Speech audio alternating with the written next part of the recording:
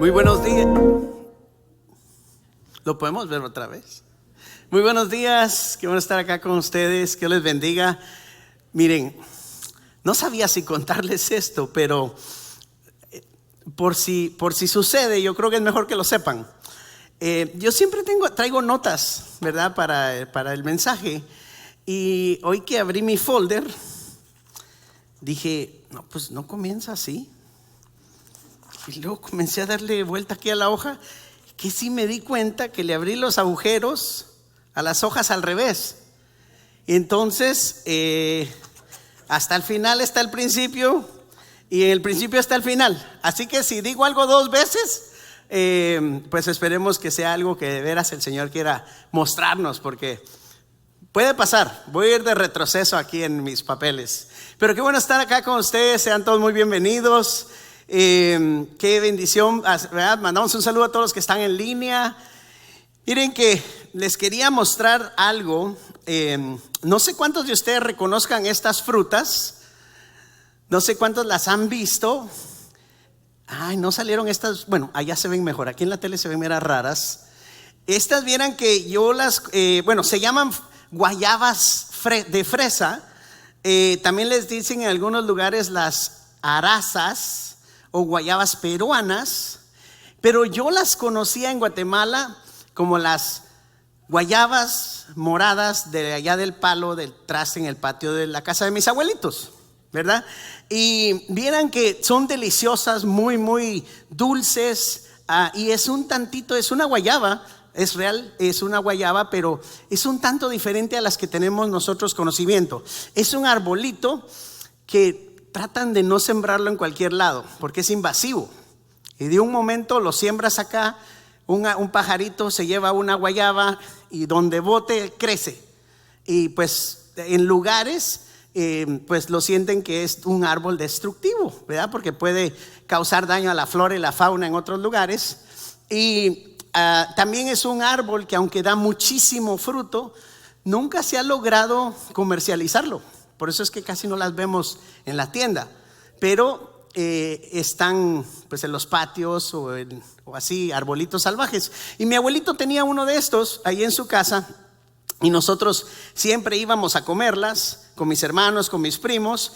Y vieran, algo muy interesante es que pues tenían un ciclo, ¿verdad? Las guayabas estaban verdes, un poquito rojitas, y luego bien rojas, ¿verdad? Así como se ven ahí en ese árbol. Bien rojas, así muy lisicitas, se veían maduras y perfectas para comer, con un problema: uno no sabía cuáles de ellas tenían gusanos. No sé, tal vez tenía una plaga ese arbolito que tenía mi abuelito. Entonces la única manera de averiguar si te la podías comer era partiéndola y luego viéndola, y si mirabas que algo se movía, pues obviamente tenía gusanos, ¿verdad? Las tirábamos y se las comían las gallinas. Pero pues si de veras no se movía nada, pues a comer. Y eran esos tiempos, ¿verdad? Que uno ni lava la fruta ni nada del árbol, y en el mismo pantalón bien sucio, y ahí se lo viene a comer, ¿verdad? Y entonces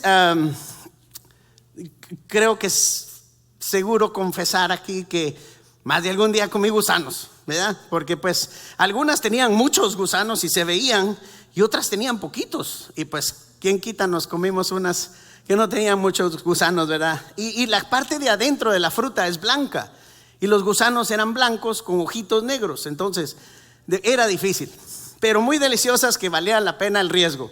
¿Y por qué yo les digo esto hoy? Y es porque sentí que era un ejemplo apropiado para hablar de algo que parece que muchos de nosotros podemos hacer. A veces nos sentimos maduros, nos sentimos perfectos, igual que esas guayabas, ¿verdad? En nuestra forma de ser, principalmente en los tiempos, ¿verdad?, donde todo está tranquilo, todo está muy bonito aquí en la iglesia. Pero cuando tenemos una crisis o un problema o una dificultad, se muestra exactamente lo que tenemos adentro, como esas guayabas, ¿verdad? Se veían muy perfectas, muy bonitas, pero había que abrirlas para saber si se podían comer, ¿verdad? Y entonces yo te pregunto a ti hoy, si te abrieran, viene una crisis, un problema, ¿será que hay gusanos? ¿Verdad que hay cosas que no están muy buenas adentro? Y creo que lo menciono porque muchos de nosotros tenemos la habilidad de ocultar esas áreas oscuras en nuestra vida o en nuestra manera de ser. Y se requiere de tiempos difíciles para que esas cosas realmente salgan y se muestren quiénes somos. Por ejemplo, algo, ¿verdad? Hay gente que dice, yo nunca he dicho una mala palabra. Yo decía, pero ahora ya no, ¿verdad? Y luego en el primer pleito que no han tenido en 5 años, ¿verdad? Sale una ráfaga de insultos, de, ¿verdad?, patanerías, y bueno, como les decíamos, ¿verdad?, los gusanos no se veían a menos que se abrieran las guayabas. Y a veces son esos problemas y las dificultades, ¿verdad?, las crisis, las que realmente se necesitan para ver qué es lo que nosotros tenemos adentro, ya sea bueno o sea malo, en nuestro carácter, en nuestra forma de ser. Y podemos decir que la crisis revela el carácter, ¿verdad? En tiempos tranquilos, calmados, nuevamente lo vuelvo a decir, todos podemos ocultar los malos hábitos, los defectos, los enojos, los egoísmos. Miren, ya vieron, ya iba a leer para este lado.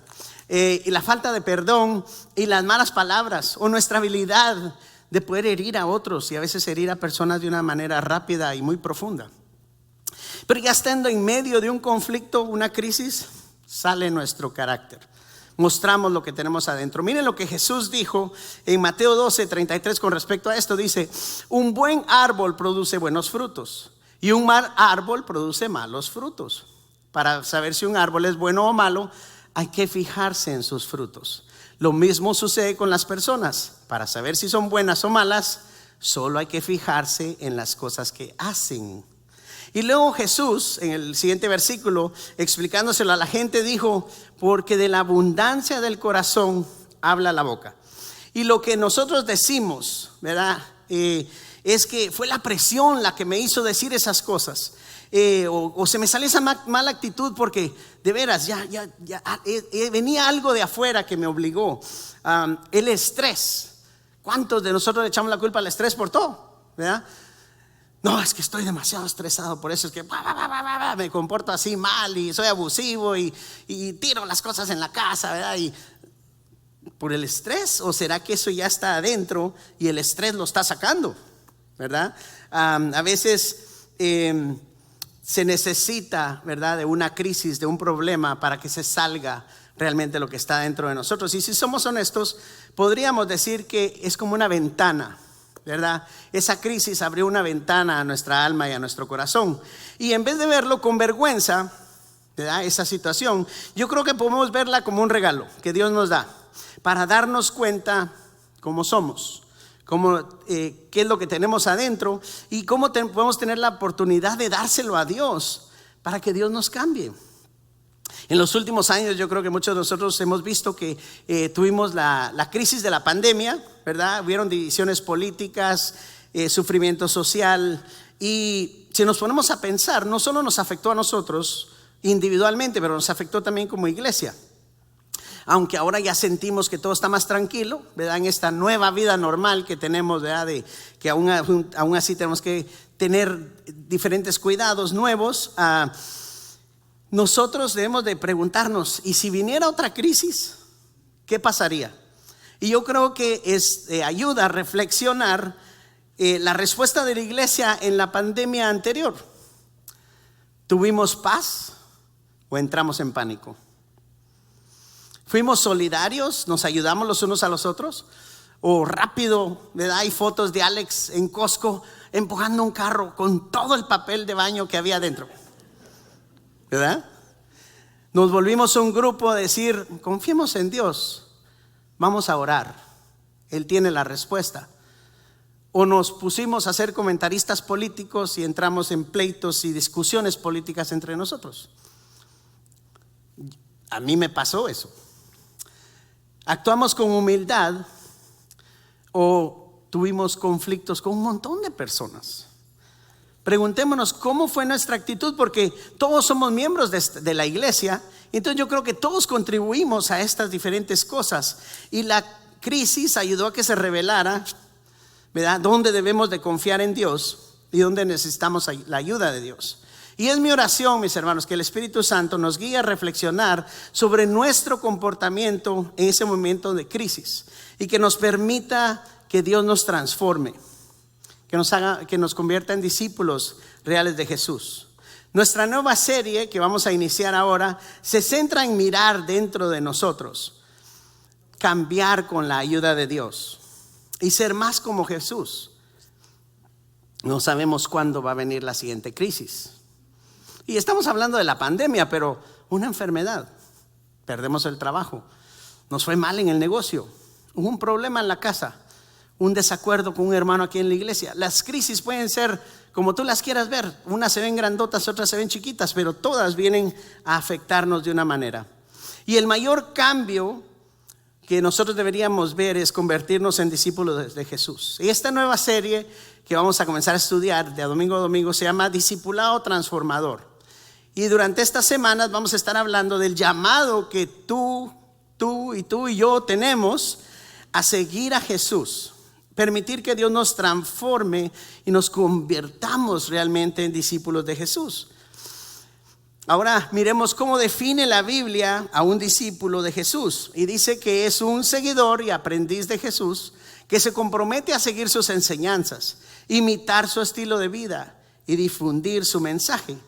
La palabra discípulo a veces tal vez no la usamos muy seguido, pero proviene de una raíz griega que dice matetes, que significa aprendiz o alumno.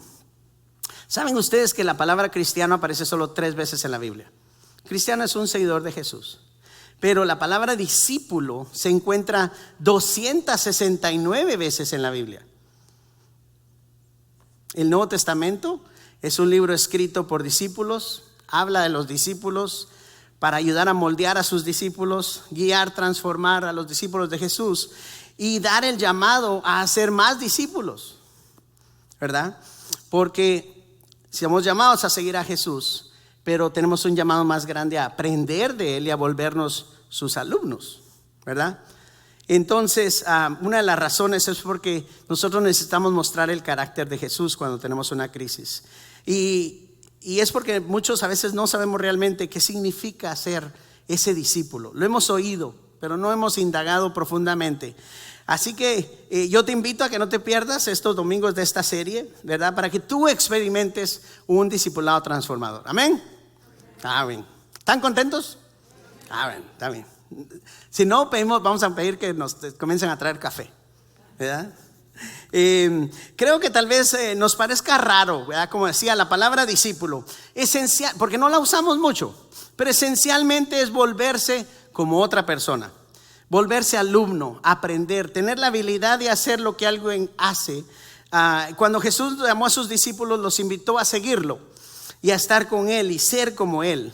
Hay un autor llamado Jim Putman. Él tiene una definición fácil de entender. Miren cómo dice él: un discípulo es alguien que sigue a Jesús, que Jesús lo cambia y se compromete con la misión de Jesús, ¿verdad? Entonces, ahora veamos cómo lo dice la Biblia, que tú y yo necesitamos hacer para ser discípulos de Jesús. Porque para ser sus discípulos tienes que seguir a Jesús, ¿verdad? Eso significa que para poder seguir uno a alguien, tienes que tener tus ojos puestos en Él. Yo no sé cuántos han ido a un SWAT meet o a un mall, a un lugar donde hay mucha gente, y si tú vas siguiendo a alguien entre el gentío, cuesta. Quita uno los ojos un momento, y cuando digo yo, ¿a dónde se fue Ivette? Ya perdí a mi esposa aquí en este lugar, por irla siguiendo y volteé a ver para otro lado. Y nos pasa igual con Jesús. Si nosotros movemos nuestros ojos de Él, viendo a otro lado, viendo a los hermanos, ¿verdad? Viendo a los líderes, ¿verdad? Cuando ponemos los ojos en otra persona, nos perdemos de seguir a Jesús. Y ese debe de ser nuestro enfoque. Para ser discípulo de Jesús, nosotros lo tenemos que seguir a Jesús, amar y obedecer sus enseñanzas. Debemos hacer más discípulos y aprender de Él. ¿Cómo seguimos a Jesús o por qué lo seguimos? Si lo vamos a ver en Mateo 4:19, Jesús llama a sus primeros discípulos diciendo: vengan, síganme. Dijo Jesús, y los haré pescadores de hombres. Yo sé que a muchos de nosotros el Señor nos ha hecho ya ese llamado: ven y sígueme. Pero hay veces, como digo, que quitamos nuestros ojos por un momentito, ¿verdad? por andar viendo a otras personas, ¿verdad? Y decimos, híjole, y se pierde uno en ese momento, y debemos de seguir a Jesús. Y eso implica estar dispuesto a dejar atrás nuestra vieja manera de ser para caminar en los pasos de Jesús. La invitación de Jesús implica de que un discípulo lo sigue para aprender y para obedecerlo a Él. Los discípulos se transforman y se comprometen a invitar también a otros a seguirlo. Hay algunas personas que solo admiran a Jesús, ¿verdad? Pero no desean cambiar sus vidas. Y yo siento que a veces nosotros hemos escuchado el mensaje, ven y sígueme, ¿verdad? Pero solo queremos tener una relación superficial. No queremos llegar a ser ese aprendiz. No queremos llegar a ser ese alumno. Para evitar el compromiso. A veces es más bonito simplemente pedir los beneficios sin poner el tiempo necesario a no quitar nuestros ojos de Jesús. Pero una relación cercana con Él, ¿verdad? Siguiéndolo, significa que tú vas a ser transformado y te vas a unir a la misión de Jesús. ¿Se acuerdan de las guayabas de las que hablé al principio? ¿Verdad? Creo que mencioné que no todas tenían gusanos, ¿verdad? Pues por eso íbamos al palo, ¿verdad? Ir a buscar cuáles no tenían gusanos. Y yo quiero compartirles este bonito ejemplo que muestra que qué pasa cuando un discípulo de Jesús encuentra una crisis. Y lo podemos ver en el libro de Hechos, cuando Pedro y Juan estaban bajo presión de un gobernador judío. Y mira lo que demostraron. Lo vamos a leer en Hechos 4:13. Dice, los miembros del concilio quedaron asombrados cuando vieron el valor de Pedro y Juan, discípulos de Jesús, porque veían que eran hombres comunes sin ninguna preparación especial en las escrituras. Pero miren lo que dice aquí abajo. También los identificaron como hombres que habían estado con Jesús. Dijeron, estos dos no tienen la educación que tenemos nosotros. Pero dice, se quedaron asombrados, ¿verdad? Y era porque ellos habían pasado tiempo con Jesús. Ellos demostraban con su manera de ser en este momento de crisis que ellos habían pasado tiempo con Jesús. Se nota cuando uno ha pasado tiempo con Jesús.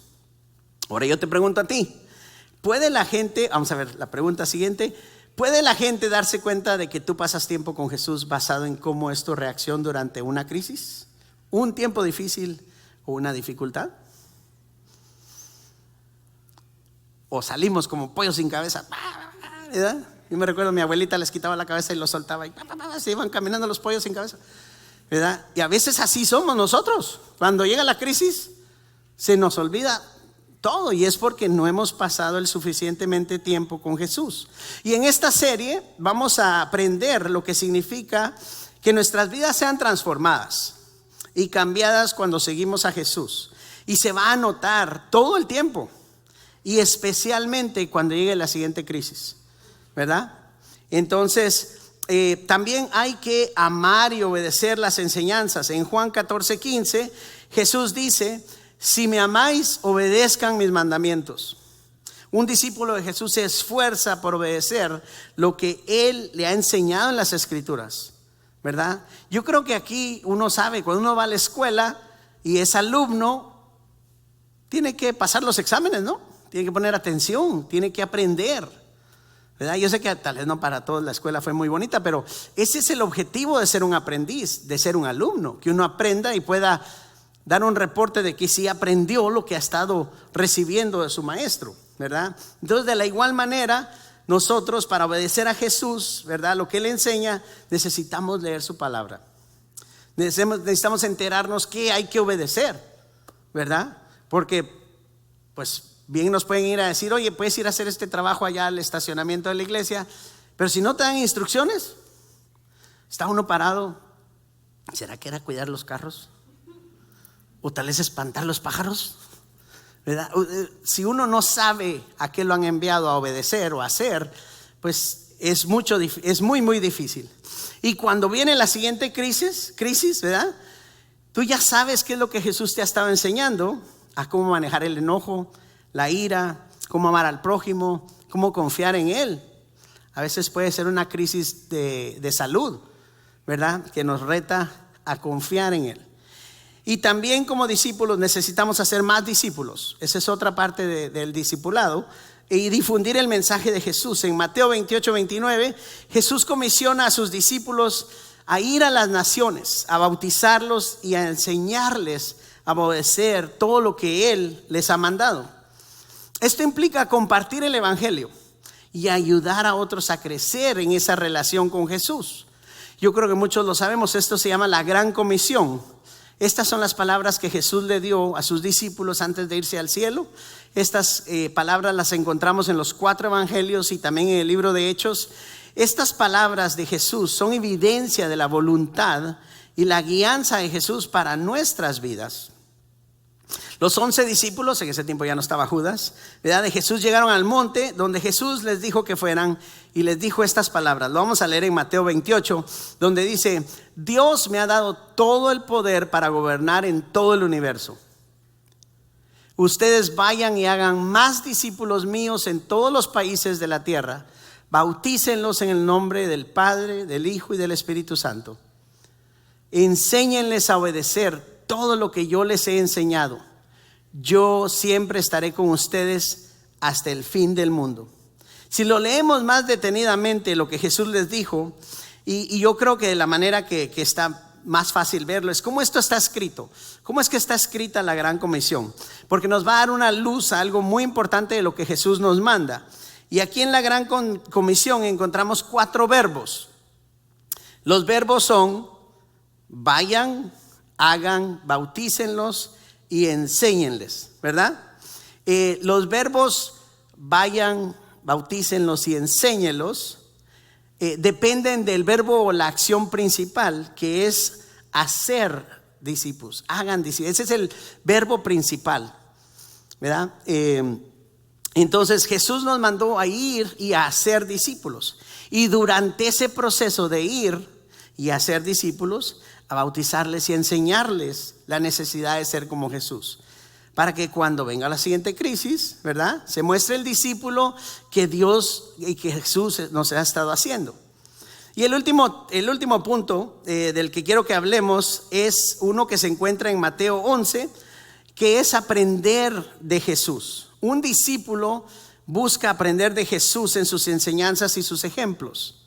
En Mateo 11:29 dice, aquí lo vamos a leer, dice: vengan a mí todos los que están fatigados y cargados. ¿Hay alguien así aquí el día de hoy? Sí. Y yo los haré descansar. Lleven mi yugo sobre ustedes. Eso significa sigan la manera en que yo vivo, lo que yo les enseño, la manera como un maestro decía, ¿verdad? Y aprendan de mí, que soy manso y humilde de corazón. Y miren el beneficio que viene: y hallarán descanso para su alma. Aprender de Jesús como un discípulo, nosotros tenemos que buscar a través de sus enseñanzas y sus ejemplos. Cuando Jesús dice acá: aprendan de mí, lleven mi yugo, ¿verdad?, que yo soy manso y humilde, esto implica que nosotros debemos de buscar cómo entender más el carácter y su voluntad del Señor para nosotros.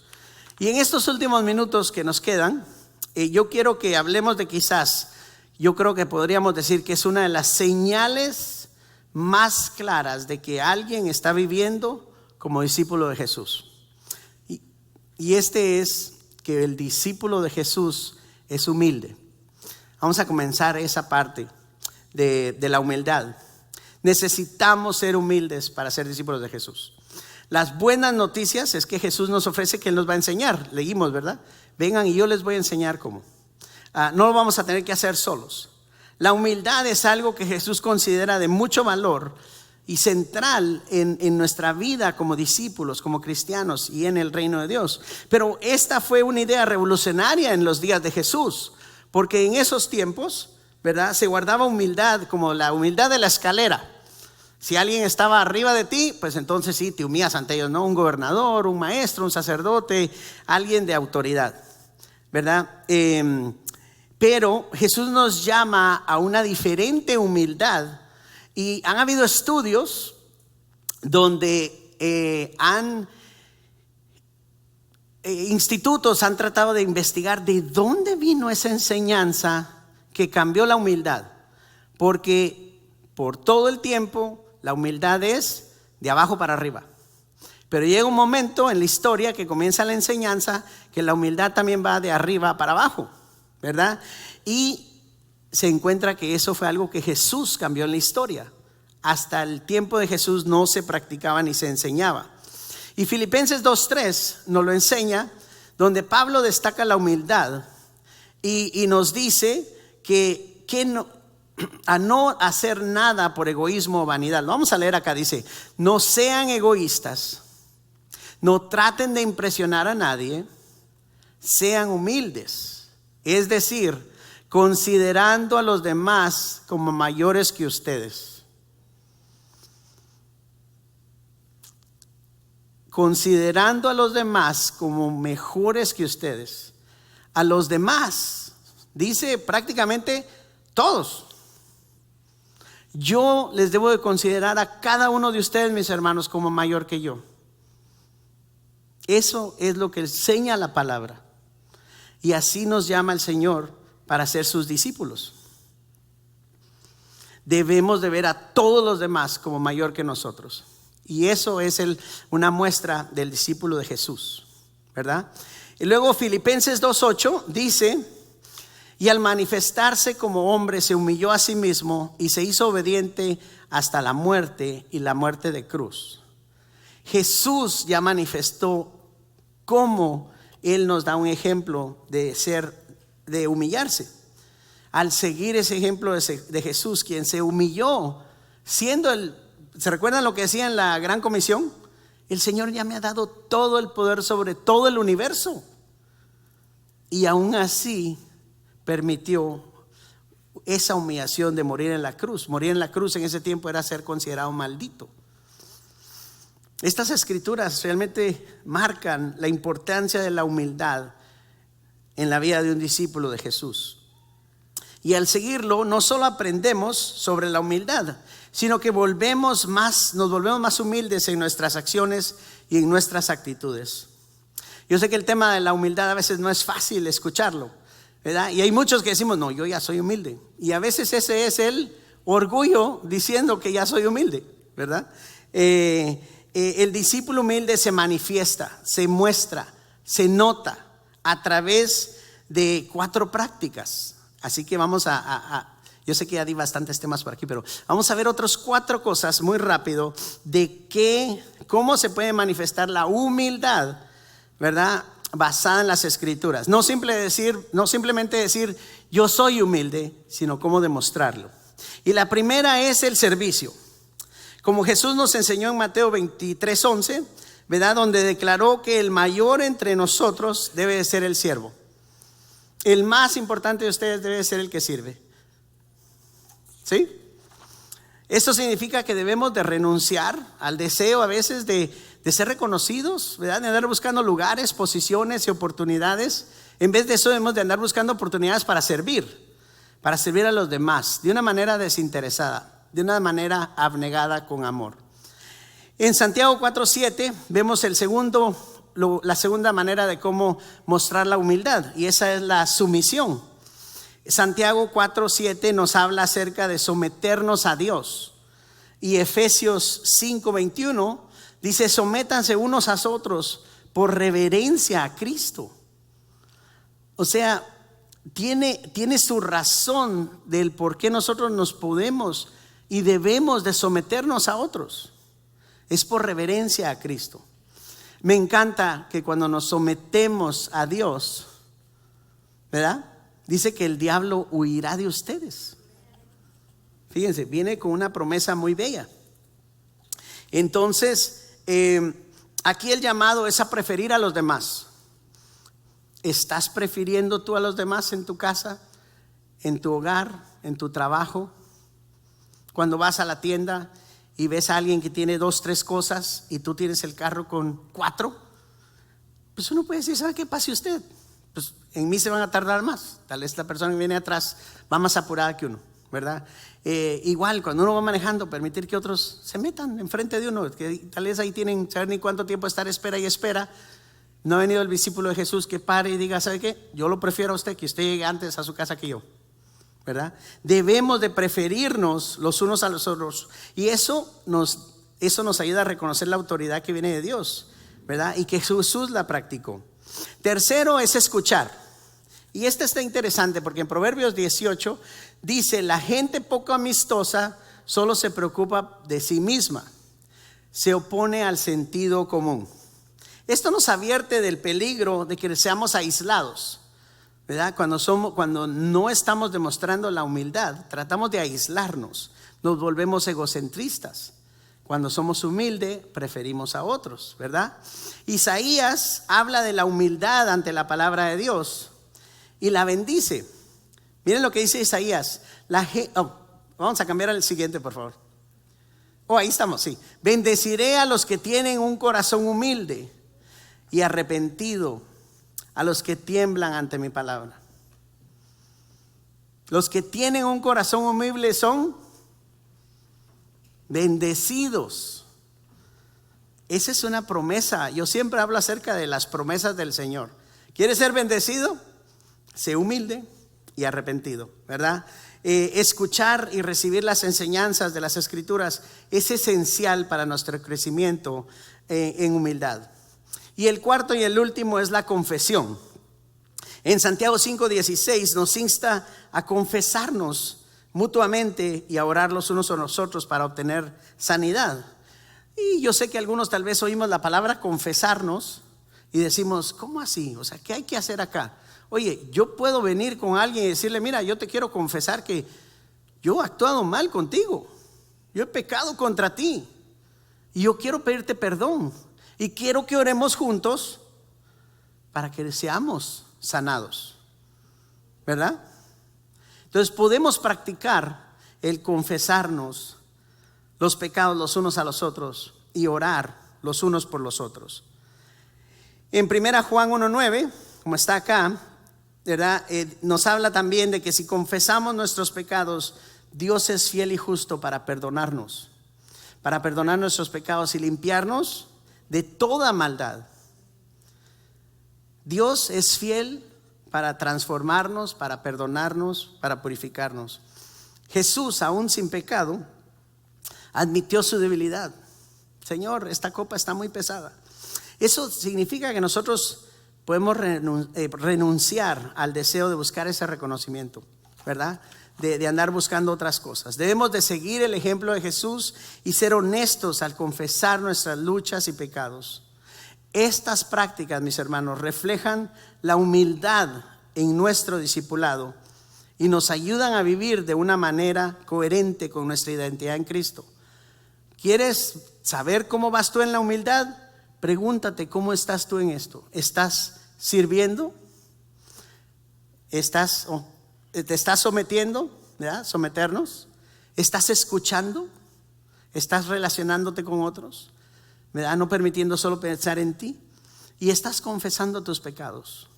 Estás confesando tus faltas contra otros, aceptando que no eres perfecto, que también te has equivocado y necesitas pedir perdón.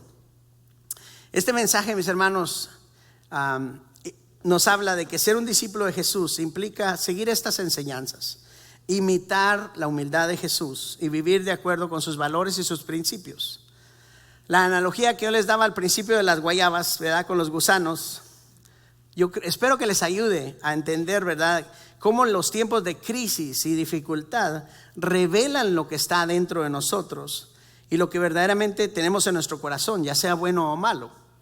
Y tomar ese punto de partida para entonces comenzar a ser un discípulo de Jesús y saber cómo seguir al Señor, en qué áreas tú necesitas la ayuda de Él.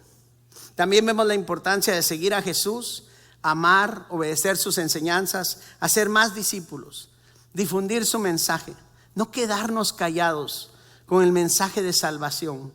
Esta semana yo tuve la oportunidad de ser testigo de varias personas que dijeron: yo necesito ir a compartir a Jesús con esta persona.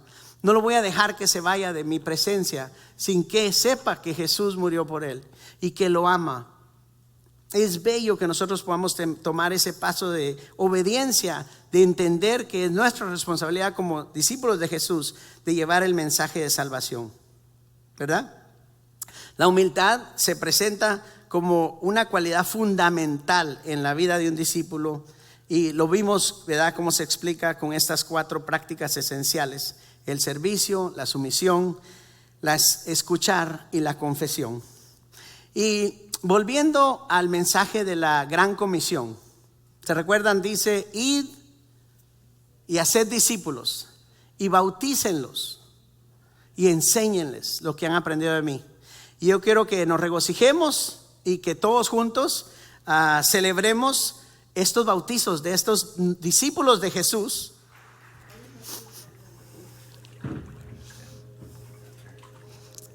Arturo, qué bendición y qué privilegio estar aquí hoy contigo. Te quiero hacer una pregunta. ¿Has tú hecho a Jesús el Señor y Salvador en tu vida? Sí. Sí lo has hecho. Amén. Y hoy, con la obediencia a la palabra, te bautizamos en el nombre del Padre, del Hijo y del Espíritu Santo.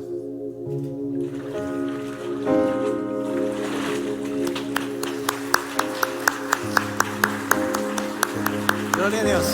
Si gustas decir unas palabras, hay un micrófono aquí cerquita, mira. Amén.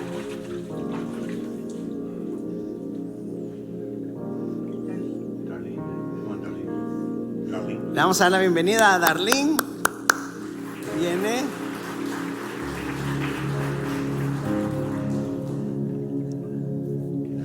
Darlene, nosotros, tu familia en Cristo, estamos gozosos de estar aquí contigo y ser testigos de este paso en la fe que tú estás tomando, de profesar a Jesús como tu Señor y tu Salvador. ¿Has tú confesado, hecho a Jesús el Señor y Salvador de tu vida? Amén. Gloria a Dios. Hoy, en obediencia a la palabra, te bautizamos en el nombre del Padre, del Hijo y del Espíritu Santo. Amén.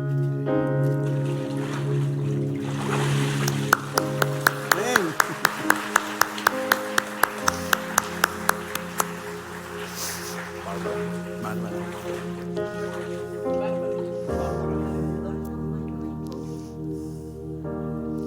En la Biblia dice que cuando Jesús fue bautizado, los cielos se abrieron y se escuchó una voz que decía: este es mi Hijo amado en quien tengo complacencia.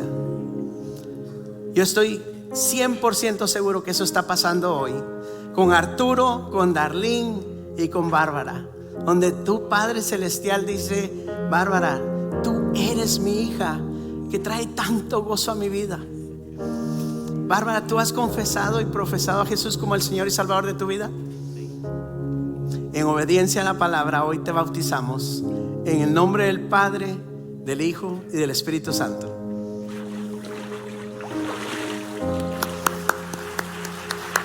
Gloria a ti, Jesús.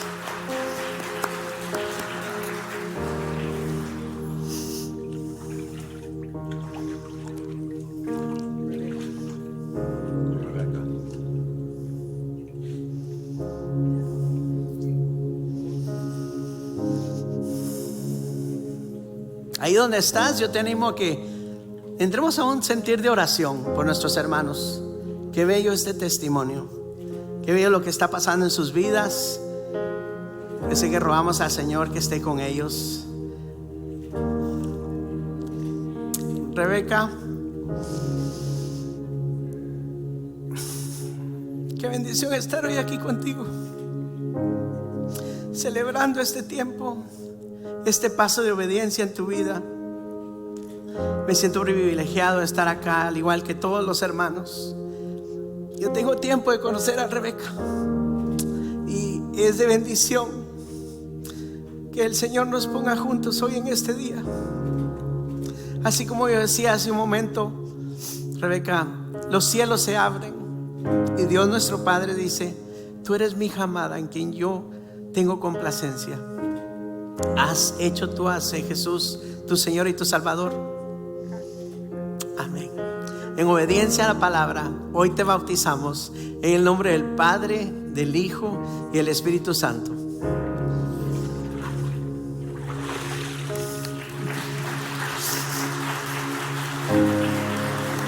Amén.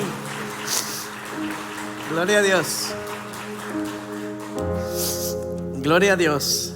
Vamos a darle otro aplauso a nuestro Señor. Qué bello y qué maravilloso es poder estar juntos celebrando este paso de fe que puso un punto muy, muy importante en la vida de Jesús cuando leemos la palabra. Y yo sé que de igual manera este es un punto crucial en la vida de Bárbara, Darlene, Arturo y Rebeca. Para ellos, para sus familias y para nosotros como iglesia también. El llamado en convertirnos en discípulos de Jesús, mis hermanos, también incluye bautizarnos, ¿verdad?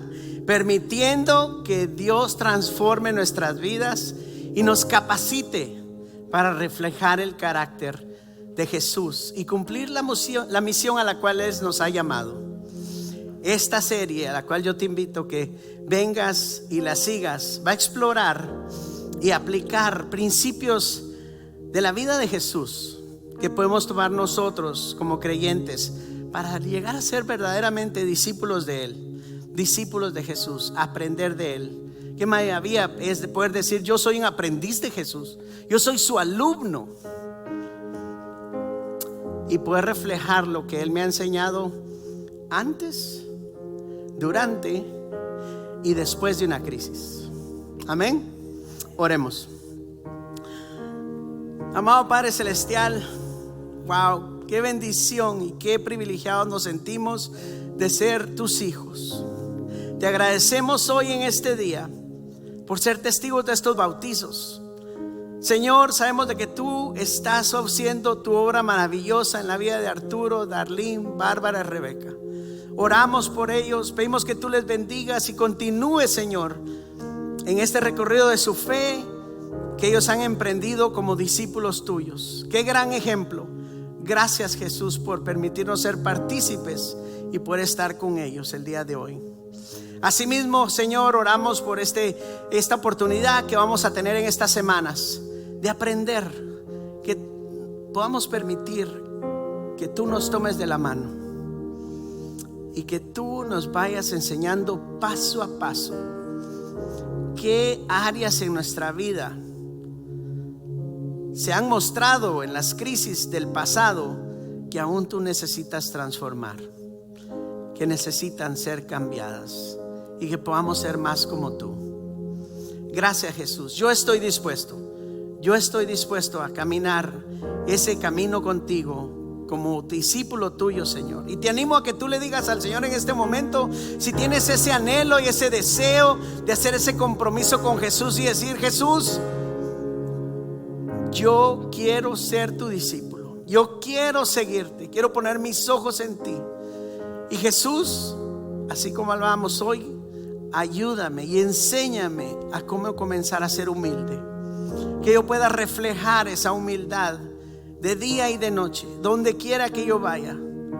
Señor, que yo pueda poder servir, que yo pueda, Señor, escuchar, que yo pueda confesar mis pecados y perdonar a otros.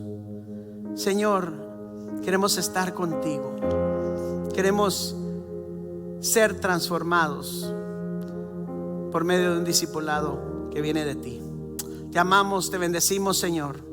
Y si tú estás acá el día de hoy y tú no has invitado a Jesús a tu corazón y dices: yo quiero ser ese discípulo de Jesús, yo te invito a que le digas a Jesús: Señor, yo te doy mi vida, perdona mis pecados, transfórmame. Gracias por ese sacrificio en la cruz para perdonarme. Yo acepto hoy esa vida eterna que tú prometes, Jesús.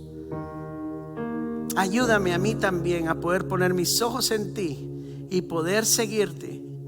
Y el primer paso es aprendiendo a ser humildes. Gracias, Jesús. Gracias, Señor. Si alguien hizo esa oración el día de hoy, Señor, tú lo sabes, y yo te pido que tú les guíes y que tú les guardes y que tú traigas de tus hijos y hijas para que juntos podamos caminar como tus discípulos. Te glorificamos, Señor Jesús, porque tú nos has dado esta vida y cada minuto de ella, Señor, la queremos dedicar a ti. Te amamos, te amamos.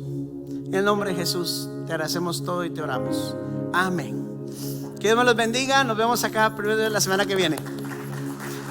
Va a venir hermanos del grupo de oración. Si gustas oración, puedes pasar al frente.